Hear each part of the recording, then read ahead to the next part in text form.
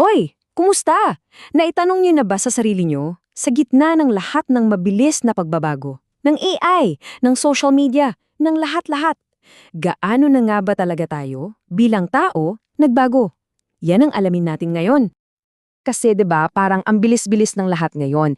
Araw-araw may bagong app, may bagong issue, may bagong normal na kailangang i-adjustan. At ang pakiramdam natin, special yung panahon natin.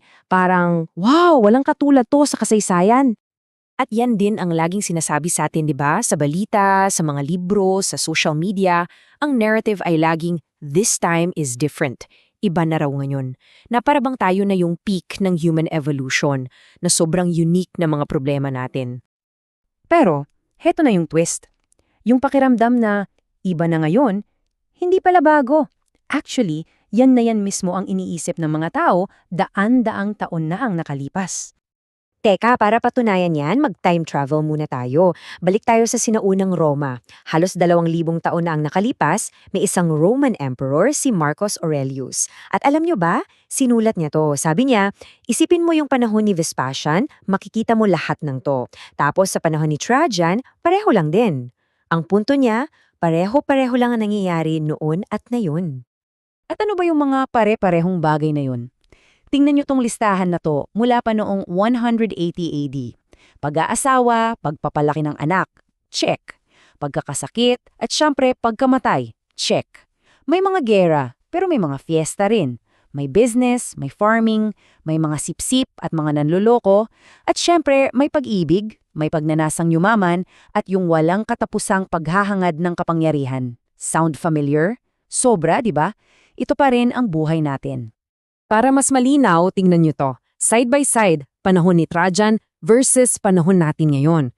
Pagkakasakit, pareho. Gustong magkapangyarihan, same. Nagrereklamo sa buhay, nako, definitely a check. Nag-iipon ng yaman, walang pinagbago. Ang teknolohiya lang ang nagbago, pero yung core desires and complaints natin, halos wala. At ito, may isang quote na parang paresa na sinalo lahat ng to. Ginamit to ni Ernest Hemingway sa isa sa mga nobela niya, galing sa Ecclesiastes. Isang henerasyon ang lumilipas at isa na namang henerasyon ang dumarating, ngunit ang mundo'y nananatili magpakailanman. Grabe no? Sabi na, nandyan na daw lahat ng karunungan ng sinaunang mundo. Tayo, yung mga tao, parang mga alon lang na dumadaan. Pero yung dagat, yung mundo, yung human experience, yan yung nananatili. So, may pangalan para dyan. Tawagin natin siyang human constancy o katatagan ng pagkatao. Ito yung prinsipyo na, oo, nagbago ang fashion natin, yung mga cellphone natin, yung mga gobyerno, pero yung mga pinaka-basic, pinaka-core na karanasan at motivasyon natin, yung mabuhay, mamatay, umibig, makipag-away, parehong-pareho pa rin.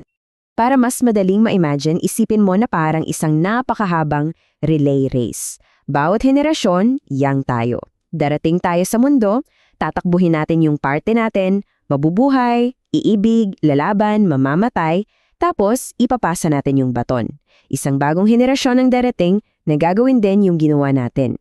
At habang nangyayari yan, yung mundo, yung mismo karerahan, nananatili lang. Okay.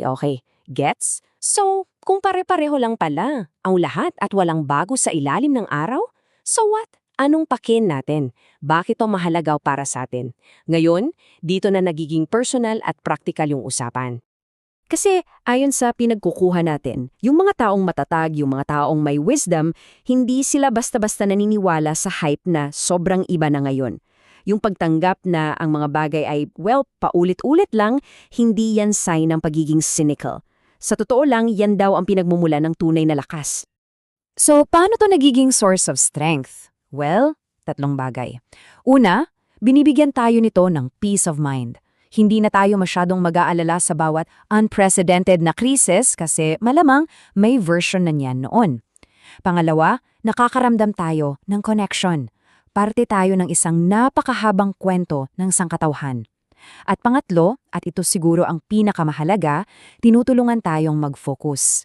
Dahil alam nating panandalian lang ang mga trend, mas matututukan natin yung mga bagay na talagang mahalaga.